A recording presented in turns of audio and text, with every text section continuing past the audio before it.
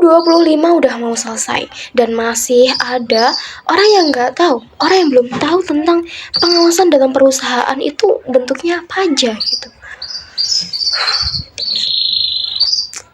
Buat kalian yang belum tahu, buat siapapun yang belum tahu, simak video ini sampai selesai, oke? Jadi guys, pengawasan itu bukan sekadar kita ngelihat orang yang lagi kerja, kita ngawasin orang yang lagi kerja kayak gitu. Enggak, bukan sekadar seperti itu teman-teman. Bentuk pengawasan itu banyak, ya, bentuk pengawasan itu banyak. Tapi sebelum kita bahas ke bentuk ataupun jenis-jenis, kita bahas definisi dulu nggak sih? Kita lebih baik bahas definisi dari pengawasan itu sendiri, oke? Nah, langsung aja aku bakalan bacain pengertian pengawasan menurut para ahli. Yang pertama ada menurut Manulang, pengawasan adalah suatu proses untuk menetapkan pekerjaan apa yang harus dilakukan, menilainya dan mengoreksi bila perlu dengan maksud supaya pelaksanaan pekerjaan sesuai dengan rencana. Yang kedua ada menurut Sondang, pengawasan adalah proses pengamatan pelaksanaan seluruh organisasi untuk menjamin supaya semua pekerjaan yang sedang dilakukan sesuai dengan rencana yang telah dikehendaki. Yang ketiga ada menurut Sarwoto, pengawasan adalah kegiatan manajer yang mengusahakan agar pekerjaan terlaksana sesuai dengan rencana yang telah ditetapkan dan dikehendaki. Selanjutnya yang terakhir menurut Stoner dan Wenkel ya. Pengawasan berarti para manajer berusaha untuk meyakinkan bahwa organisasi bergerak dalam arah atau jalur tujuan. Apabila salah satu bagian dalam organisasi menuju arah yang salah, para manajer berusaha untuk mencari sebabnya dan kemudian mengarahkan kembali ke jalur tujuan yang benar. Seperti itu. Nah, jadi dari banyaknya pengertian para ahli teman-teman, kita bisa ambil satu kesimpulan bahwa pengawasan itu adalah kegiatan yang dilakukan untuk menilai dan memastikan seluruh kegiatan yang ada dalam perusahaan itu berjalan dengan lancar, berjalan sesuai dengan rencana, seperti itu. Jadi bisa diambil kesimpulannya seperti itu, kegiatan yang dilakukan untuk menilai dan memastikan bahwa seluruh kegiatan dalam perusahaan itu berjalan sesuai dengan rencana yang telah dikehendaki. Seperti itu untuk definisi dari pengawasan. Nah, kita masuk ke dalam inti, yaitu ada jenis-jenis pengawasan. Dalam pembahasan kali ini kita bakalan bagi pengawasan menjadi 2 kualifikasi, yaitu pengawasan berdasarkan waktu pelaksanaannya dan juga berdasarkan cara pelaksanaannya, seperti itu. Kita bahas dulu berdasarkan waktu ya, waktu pelaksanaannya seperti apa. Jadi pengawasan berdasarkan waktu pelaksanaan itu dibagi menjadi 3, ada pengawasan pendahuluan, pengawasan saat bersama, dan juga pengawasan umpan balik. Oke, kita bahas yang pengawasan pendahuluan terlebih dahulu. Oke, yang pertama ada pengawasan pendahuluan. Pengawasan pendahuluan ini adalah pengawasan yang dilakukan, yang dirancang untuk mengantisipasi adanya penyimpangan dari standar atau dari rencana kita. Seperti itu. Contoh, dalam perusahaan kita mau launching produk baru. Nah, contoh dari pengawasan pendahuluan ini sendiri adalah kita menganalisis resiko dari produk kita.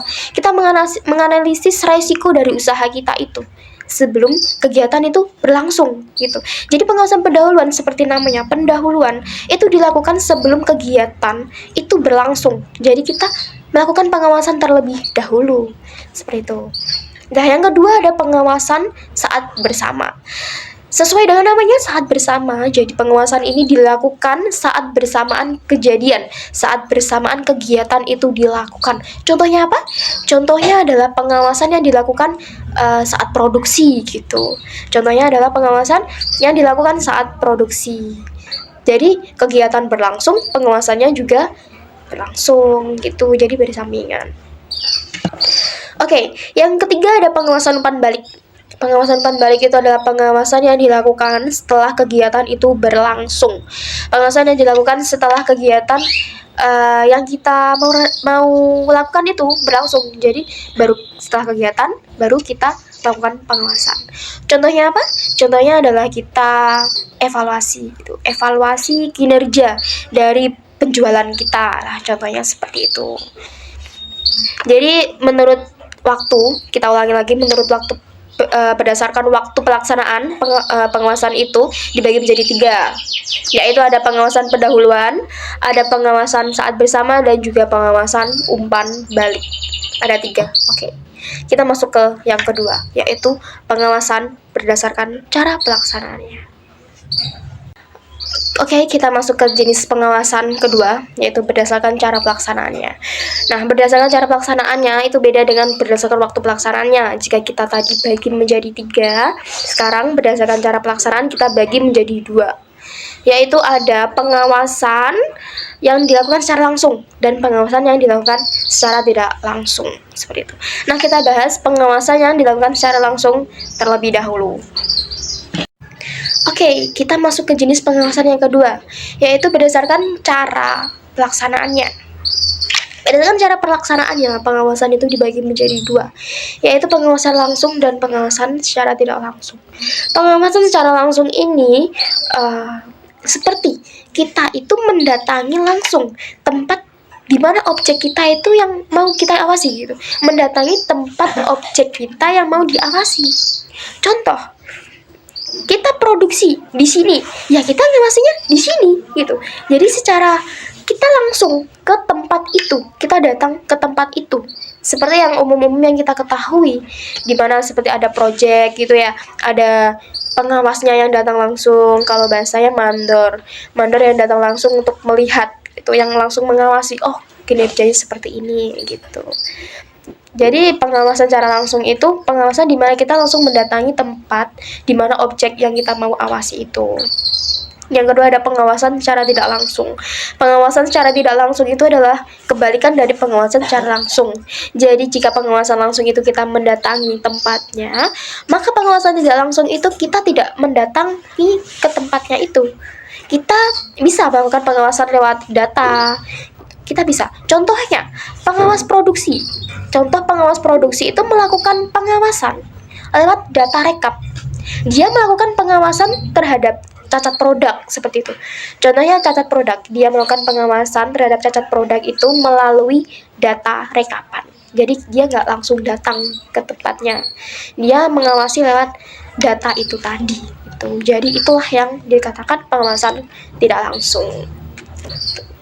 Nah, jadi jenisnya kita udah tahu, tapi aku bakalan nambahin lagi materinya, yaitu ada tahapan-tahapan di mana kita melakukan pengawasan itu. Oke, selanjutnya kita masuk ke dalam tahap-tahap dalam proses pengawasan. Ya, aku udah rangkum di sini untuk materinya dan bakalan aku jelasin ke kalian lewat buku ini juga, oke? Yang pertama, kita akan melakukan penetapan standar pelaksanaan dulu. Kita akan melakukan penetapannya, standarnya seperti itu, atau bisa dikatakan pedoman yang digunakan untuk acuan dalam menjalankan suatu kegiatan itu. Nah, setelah standarnya itu tadi sudah dibuat, selanjutnya kita juga melakukan penentuan, pengukuran pelaksanaan kegiatan. Nah, jadi kita itu akan menemukan indikator atau kriteria, misalnya target waktu, kuantitas, atau aturan tertentu yang dipakai untuk mengawasi dan menilai kinerja pelaksana kegiatan. Jadi setelah kita membuat standarnya, kita juga menentukan pengukuran pelaksanaan kegiatan itu. Nah, setelah 2 hal itu tadi sudah dibuat, teman-teman, selanjutnya kita melakukan pengukuran pelaksanaan kegiatan. Selanjutnya kita akan melakukan pengukuran pelaksanaan kegiatan. Setelah dilakukan juga pengukurannya tadi, tahap yang paling inti itu adalah pembandingan. Pembandingan pelaksanaan dengan standar evaluasi. Jadi standar yang kita buat pertama itu kita bandingkan dengan pelaksanaan yang sudah terjadi gitu. Jadi ini di dalam bab ini harus kritis, teman-teman, untuk membandingkan. Kita harus benar-benar teliti. Nah, setelah dibandingkan, baru kita mengambil tindakannya, seperti itu. Jadi ada tahap-tahap untuk melakukan pengawasan. Jadi nggak hanya kita sekadar langsung melakukan pengawasan gitu aja. Gitu. Semuanya ada tahapnya, oke? Oke, sebelum selesai, aku bakalan tambahin satu materi lagi, yaitu ada fungsi dan tujuan dari pengawasan ini.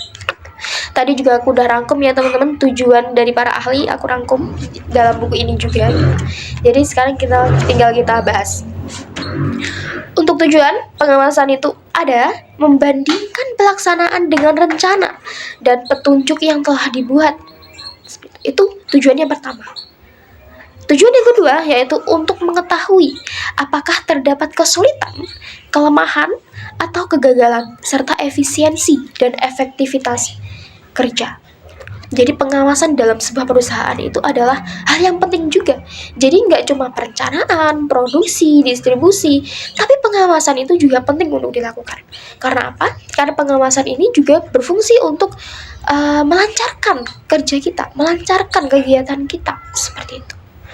Jadi pengawasan itu juga bisa dibilang salah satu kunci kesuksesan, teman-teman. Jadi sekali lagi aku tegasin buat kalian, ya, dalam perusahaan pengawasan itu penting. Oke, cukup sekian aja pembahasan dari kita hari ini. Pembahasan kali ini cukup sampai segini aja. Jadi buat kalian yang belum tahu tentang pengawasan, please jangan sampai skip. Harus banget pelajari banget teman-teman pengawasan, karena ini benar-benar hal yang penting gitu. Jadi jangan sampai kita ketinggalan. Oke? Bye, see you.